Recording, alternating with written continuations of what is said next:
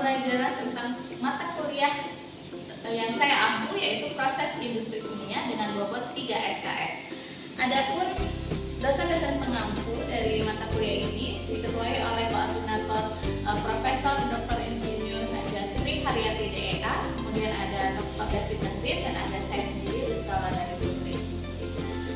Kontrak perkuliahan dari mata kuliah ini yaitu kehadiran mahasiswa di minimal 85%, kemudian keterlambatan maksimal 15 menit, dan proporsi penilaian itu sesuai dengan sistem akademik Universitas Sriwijaya. Tugas itu memiliki proporsi 25%, kemudian UTS itu 35%, dan UAS itu 40%. Untuk mengakses RPS, kemudian topik-topik perkuliahan dan absensi, disediakan platform e-learning yang bisa diakses oleh mahasiswa dan dosen pengampu. Adapun rencana pembelajaran semester dari proses industri kimia ini, materi ini yang akan dipelajari dari mata kuliah proses industri kimia meliputi dasar-dasar proses industri kimia yang mengolah bahan-bahan kimia organik maupun anorganik untuk menjadi produk, di mana beberapa bahan-bahan organik dan anorganik tersebut meliputi etanol, metanol, stirena, fatty acid methyl ester, benzen, kemudian industrial gases, air asin dan air laut, industri pembuatan belerang dan H2SO4, industri HCl, industri formaldehid, industri pembuatan hidrogen peroksida, industri pembuatan asam asetat, dan industri pembuatan amonia serta urea. Jurusan Teknik Kimia Universitas Sriwijaya memiliki 11 capaian pembelajaran lulusan, di mana untuk mata kuliah proses industri kimia ini memiliki CPL 2, 3, dan 4, yaitu menguasai pengetahuan sains alam material dan aplikasi matematika teknik untuk memahami secara keseluruhan prinsip-prinsip keteknikan, menguasai prinsip dan teknik perancangan, proses, dan sistem pemrosesan untuk mengubah bahan baku menjadi produk yang memiliki nilai tambah secara ekonomi, memperhatikan isu aspek lingkungan, keselamatan, dan keberlanjutan untuk memanfaatkan potensi sumber daya lokal dan nasional dengan luasan global. Dan CPL 4 yaitu mampu melakukan riset yang mencakup identifikasi, formulasi, analisis masalah rekayasa pada proses, sistem pemrosesan, dan peralatan yang diperlukan untuk mengubah bahan baku menjadi produk yang memiliki nilai tambah. Untuk mencapai capaian pembelajaran lulusan tadi, diformulasikan capaian pembelajaran mata kuliah yang meliputi mahasiswa mampu mengetahui dan memahami sejarah dari pembuatan industri bahan kimia organik maupun anorganik. Mahasiswa juga mampu memahami dasar-dasar proses industri kimia, kemudian mampu memahami manfaat dari produk bahan organik dan bahan anorganik tersebut, mampu menjelaskan bahan baku dan komposisinya pada beberapa macam proses pembuatan bahan organik maupun bahan anorganik. Lalu, mahasiswa mampu menganalisa dan membedakan beberapa jenis reaksi. Mahasiswa mampu membuat block diagram dan flowsheet untuk proses pembuatan bahan organik dan bahan anorganik. Terakhir, mahasiswa mampu merancang peralatan atau industri pembuatan bahan kimia organik dan anorganik by design. Nah, di 16 pertemuan mata kuliah proses industri kimia ini akan ada beberapa capaian pembelajaran pokok. Pertama, dasar-dasar proses industri kimia yang mengolah bahan-bahan organik. Kemudian yang kedua, industri pembuatan etanol. Ketiga, industri pembuatan metanol. Keempat, industri pembuatan stiren. Kelima, industri pembuatan fatty acid methyl ester. Keenam, industri pembuatan benzen. Ketujuh, itu industri pembuatan industrial gases. Lalu akan ada UTS di pertemuan ke-8. Ke-9, industri pembuatan produk air laut dan air asin daratan. Ke-10, industri pembuatan belerang dan H2SO4. 11, industri pembuatan HCl. 12, industri pembuatan formalin. 13, industri pembuatan asam asetat.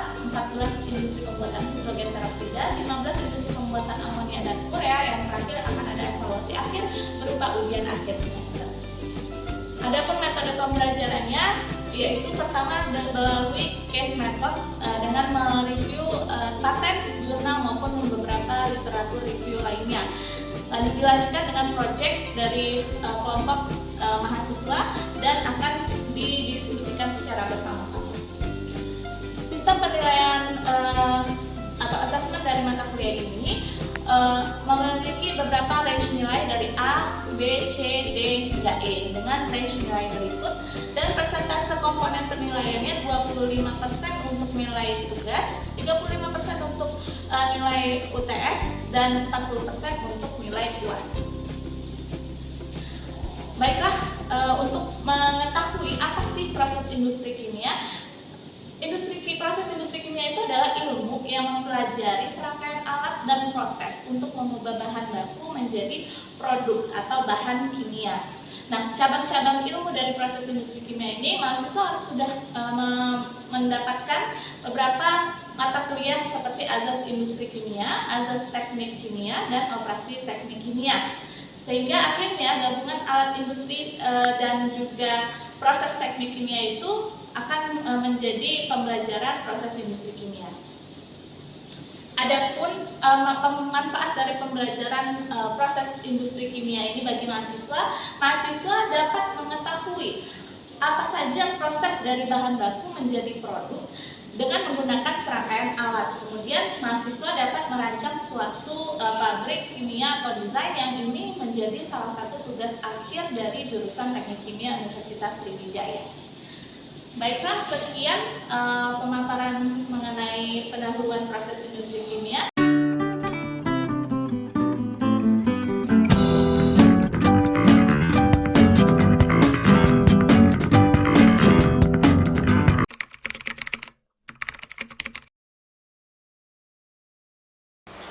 Assalamualaikum warahmatullahi wabarakatuh.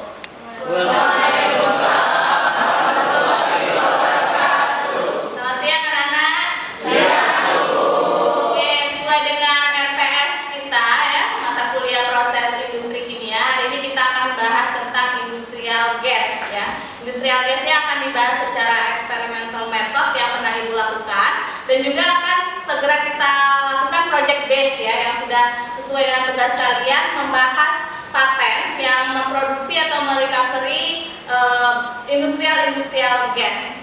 Nah, jadi Ibu Rizkawa dari Putri akan memandu acara ini ya. Kita akan melihat sejenak eksperimental method yang pernah Ibu lakukan untuk menghasilkan industrial gas ya.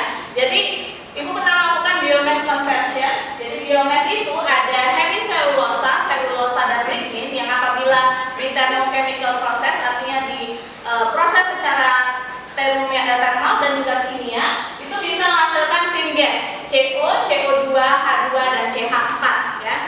Dan ini juga sudah dipublikasikan ya di Sinta 3 Jurnal Teknik Kimia.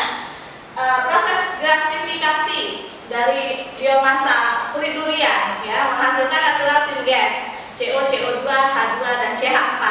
Dan di tahun 2022 juga sudah dipublikasikan di International Journal Q3 ya, tapi dengan proses yang berbeda, yaitu proses pirolisis dengan bahan baku yang sama, durian seed ya atau kulit durian. Nah, hasil dari beberapa penelitian Ibu juga sudah ada di book chapter ya. Book chapternya tentang proses pemanfaatan limbah biomasa kulit durian menjadi berbagai macam alternatif fuel. Bisa gas, bisa oil, dan juga bisa padat ya. Nah, jadi sesuai eksperimental method sudah pernah dilakukan. Sekarang saatnya kita ke industrial gas production by project base ya. Jadi dari pembahasan paten yang sudah kalian buat market sekalian ini ya. Kita akan mulai dari kelompok yang pertama, yaitu dari kelompok oksigen production. Silahkan kelompok pertama. Hai semua, kami dari kelompok 1 kelas B Kampus Putrajaya, jurusan Teknik Kimia angkatan 2021 Universitas Sriwijaya. Di sini kami akan memaparkan sedikit mengenai proyek yang telah kami buat, yaitu oxygen separator method using ceramic membrane unit. Dengan itu yang kami ambil dari jurnal atau paten. Ya, saya ingin membacakan dari abstrak dari paten yang kami gunakan sebagai acuan. Suatu metode pemisahan oksigen menggunakan alat membran keramik yang memiliki satu atau lebih membran keramik sebaiknya dibentuk dari keramik konduktor campuran seperti perovskit. yang mampu menghantarkan oksigen dan elektron secara bersamaan. Oksigen dipisahkan di dalam unit membran keramik di bawah dorongan untuk menkompresi umpan yang mengandung oksigen yang masuk. Kompresor yang digunakan dalam kompresi ditenagai oleh kerja ekspansi yang dihasilkan dengan memperluas aliran proses yang terdiri dari setidaknya bagian dari retentat yang dihasilkan dalam unit membran keramik. Sebelum ekspansi, aliran proses diinginkan untuk memungkinkan penggunaan bahan yang lebih murah dalam expander yang digunakan dalam ekspansi. Akibatnya perluasan aliran proses saja tidak cukup untuk memenuhi kebutuhan daya yang terlibat dalam kompresi. Ekspansi interstage dengan pemanasan ulang digunakan untuk menutupi defisit daya. Selanjutnya untuk pemaparan produksinya akan saya serahkan ke rekan saya Nina Sabina. Data Jonathan, feed berupa udara dimasukkan dalam kompresor sehingga menciptakan aliran udara terkompresi dan keluaran produk berupa water. Aliran udara yang telah terkompresi ini dipanaskan dengan feed heater, kemudian dialirkan ke dalam membran keramik unit. Pada membran keramik unit ini terjadi pemanasan pada membran transport oksigen sehingga terjadi perbedaan tekanan sehingga dapat memisahkan oksigen dan terjadi dua aliran, yaitu aliran permeat dan retentat. Aliran retentat ini terdiri dari nitrogen dan argon yang dialirkan kepada feed burner untuk mendukung pembakaran pada feed burner yang terjadi dengan pembakaran dengan fuel yang telah dikompresi sebelumnya. Nah, aliran produk berupa feed burner ini dialirkan kembali kepada feed heater untuk mendukung pemanasan dari aliran udara terkompresi tadi. Nah, setelah itu aliran produk yang dari feed burner ini dialirkan kepada turbo expander, di mana turbo expander ini digabungkan dengan feed kompresor, tetapi pada flowsheet ini bukan berarti digabungkannya dengan generator untuk menghasilkan daya listrik untuk mendukung kinerja si feed air compressor tadi. Akan tetapi daya yang dihasilkan oleh turbo expander satu ini tidak cukup, sehingga hasil ekspansi pada turbo expander ini diarahkan kembali kepada feed heater dan hasil pemanasan tadi diarahkan kembali kepada turbo expander. Nah, pada turbo expander ini daya listrik yang dihasilkan telah cukup untuk memenuhi kinerja dari feed air compressor tadi, sehingga semua unit ini dapat berjalan dengan baik. Nah, pada turbo expander ini terdapat aliran keluaran berupa exhaust. Selanjutnya akan dijelaskan oleh Gina Sabina. Baiklah, setelah seperti yang sudah dijelaskan oleh rekan saya Jonathan tadi, jadi pada membran seramik tadi akan ada dua aliran. Yang pertama aliran retentat dan juga aliran permeat. Di sini untuk aliran permeat yaitu aliran yang kaya dengan oksigen atau aliran yang kita inginkan, nanti dia akan dialirkan ke dalam feed heater untuk dipanaskan. Nah, setelah dipanaskan, kemudian aliran yang kaya akan gas oksigen tadi akan dimasukkan ke dalam cooler sebelum dimasukkan ke produk kompresor. Nah, nanti setelah keluar dari cooler, gas tersebut akan dikompresi hingga nanti kita akan mendapatkan produk yang diinginkan, yaitu berupa gas oksigen. Untuk selanjutnya saya kembalikan ke moderator kami. Baiklah, terakhir perlu dicatat bahwa suhu operasional yang masuk adalah sekitar antara 600 derajat Celcius dan kisaran antara 1200 derajat Celcius. Tahap awal ekspansi, proses strip dipanaskan kembali sebaiknya ke suhu yang dipanaskan ulang dalam kisaran antara 350 derajat Celcius hingga 650 derajat Celcius. Baiklah, itu sekian dari kelompok 1 kelas B Kampus Indralaya. Selanjutnya, Warahmatullahi wabarakatuh. Selamat pagi semuanya. Perkenalkan, kami dari kelompok 3 kelas B Indralaya yang akan menjelaskan proses pembuatan dari LPG. Kemajuan terbaru tentang pengolahan LNG sendiri menjadikan LNG sebagai sumber bahan bakar sebagai sumber energi yang mulai banyak dikembangkan. Namun, proses dari pengolahan LNG sendiri diketahui saat ini banyak menggunakan konsumsi bahan yang lebih tinggi lagi. Nah, topik yang kami bawa ini menceritakan tentang inovasi pengolahan LNG menjadi LPG dengan konsumsi bahan bakar yang lebih efisien dan potensial untuk diterapkan. Nah, bagaimana ilustrasi kerjanya bisa kita lihat bersama pada mapping berikut. Pertama sekali, feed akan masuk ke dalam sistem ini dengan laju alir 1200 mm SCFD. Kemudian dengan bantuan pompa B1, aliran tersebut akan masuk ke dalam heat exchanger hingga mencapai tekanan 500 PSIG. Di dalam heat exchanger ini akan terdapat dua sistem kerja yang berjalan, yang mana sistem kerja pertama yakni kondensasi overheat stream yang berasal dari top product dari rectification column, yang kemudian hasil kondensasi tersebut akan masuk ke dalam kolom separator untuk dipisahkan. Dari separator ini akan dihasilkan top produk yang berupa vapor yang kemudian dialirkan kembali masuk ke dalam exchanger untuk kembali dikondensasi dan kemudian menghasilkan liquid aliran yang kemudian masuk ke dalam power cycle system yang ada di atasnya. Sedangkan untuk bottom product dari separator ini yang berbentuk liquid akan masuk ke dalam vitrification column untuk kemudian diproses sebagai aliran reflux.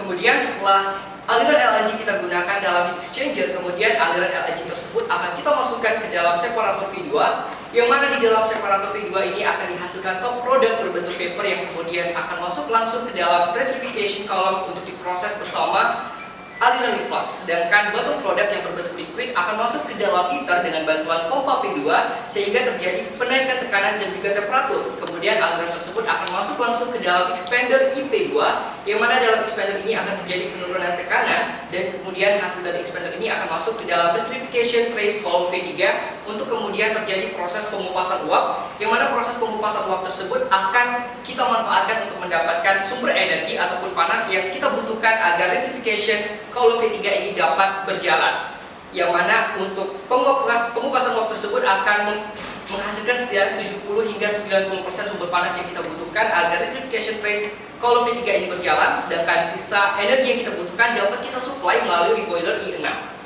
Dan kemudian dalam kolom vitrification ini akan terjadi pemisahan, yang mana hidrokarbon dengan tingkatan yang lebih rendah seperti metana ataupun etana akan terpisah dari hidrokarbon dengan tingkatan yang lebih tinggi seperti contohnya butana dan juga propana, yang mana butana dan propana tersebut kemudian akan keluar sebagai produk yang kita inginkan, yakni LPG. Untuk sistem selanjutnya akan dijelaskan oleh rekan saya Aisyah.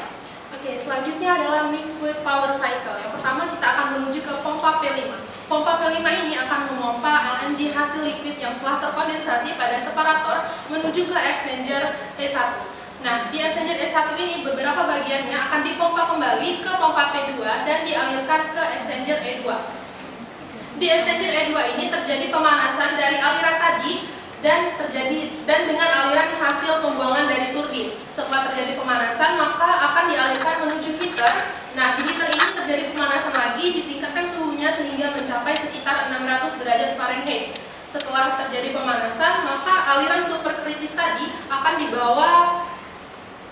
diekspansi menuju expander EP1. Nah, untuk aliran yang bertekanan tinggi ini akan menjadi atmosfer dan keluar menjadi daya. Untuk yang bertekanan rendah akan dibawa kembali menuju exchanger E2 dan akan terjadi kondensasi. Setelahnya dia akan mengembun pada exchanger E1. Setelah mengembun maka akan menguap. Nah, aliran yang menguap tadi akan menjadi aliran transmisi pipa. Setelah aliran tadi melewati aliran E2, maka dia akan kembali lagi ke exchanger E1, dipanaskan, kemudian dipanaskan kembali menuju heater dan didinginkan menuju expander. Setelahnya akan terjadi proses berulang atau proses yang sama seperti sebelumnya. Nah, beberapa uap yang telah terbentuk tadi akan keluar menuju aliran selanjutnya dan menjadi pipeline gas. Baiklah, dari penjelasan tadi maka dapat kita ketahui bahwa sistem ini menggunakan kapasitas 1.200 million standar cubic feet per day dengan menghasilkan sekitar 40.700 barrel LPG per harinya serta 1.137 million standar cubic feet per day pipeline gas dengan nilai kalor 1.050 BTU per standar cubic feet HHP. Baiklah, sekian, terima kasih. Dan sekarang boleh kita buka fokus group discussion. Jadi bagi siapa aja yang ada pertanyaan, silakan angkat tangan dan ditujukan ke kelompok mana ya pertanyaannya. Silakan bagi yang mau bertanya, angkat tangan. Ya, silakan. Perkenalkan, nama saya Rizka Sari dari kelompok KP. Di sini saya ingin bertanya untuk ke kelompok 1. Tadi kan sudah ke kelompok 1. Nah, ternyata di closet kalian tuh terdapat ada 2 expander. Nah, mengapa ada 2 expander di closet kalian?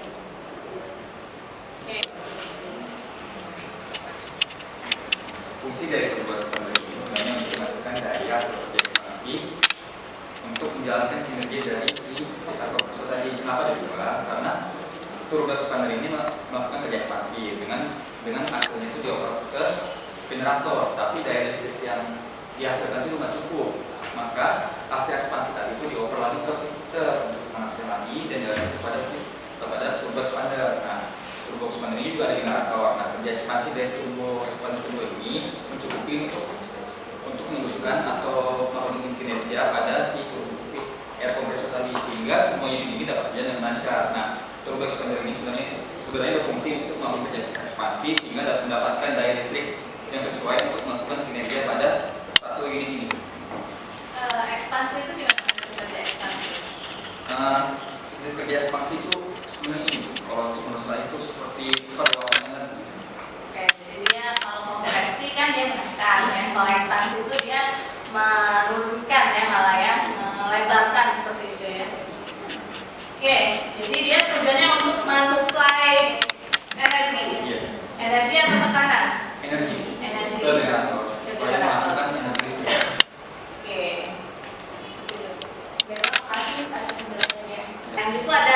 Energi itu ada etananya, ada metananya ya, ada butana, ada propana. Nah, dipisahin tuh, diseparasi, difraksionasi berdasarkan titik didih ya. Jadi etana sama metananya hilang. Nah, dia jadi si butana sama propana atau yang kita kenal dengan liquefied petroleum gas. Kalau setahu kalian bisa nggak dia diproduksi? Bukan pemisahan.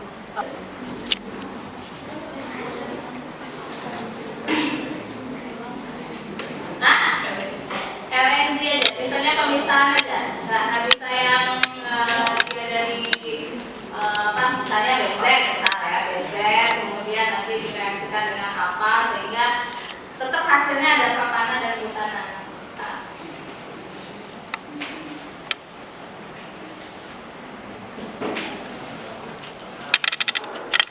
Untuk produksi LNG dari yang diproduksi langsung sebenarnya bisa itu.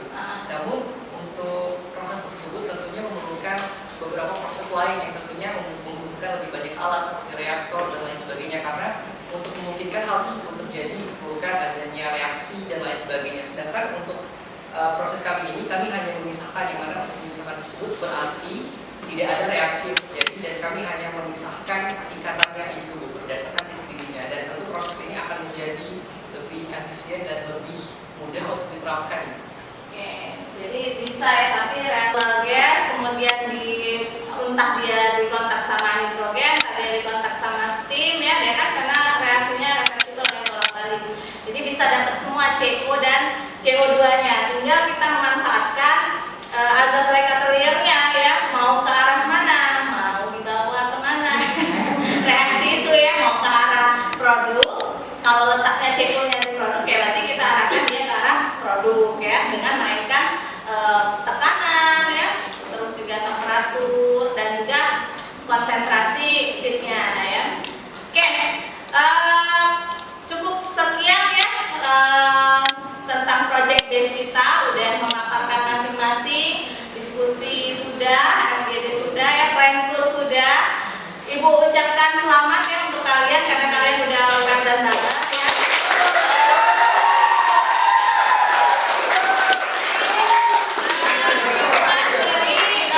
Project base industrial gas kita hari ini dengan mengucapkan hamdalah.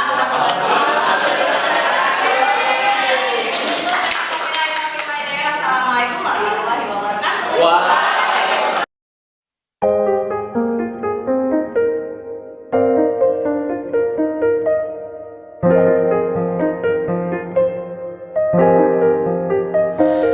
懐かしさに溺れたまだ青かった僕ら雲が残る合間ただ太陽を見ていたおざなりな僕ら溢れ出した声がただ大切なことは伝わらないようにできてた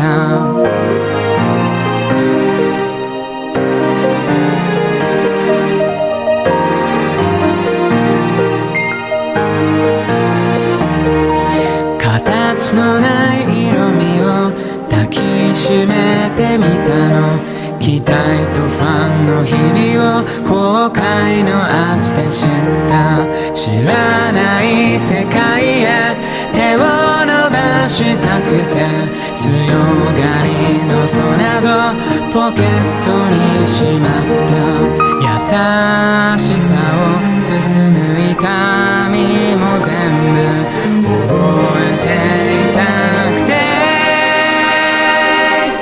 ただ願って願って生まれ変わっても不確かな未来を歌っても触れたくて伝って伝って頬を流れるその涙の味はいつかの約束玉になってSiapa kita?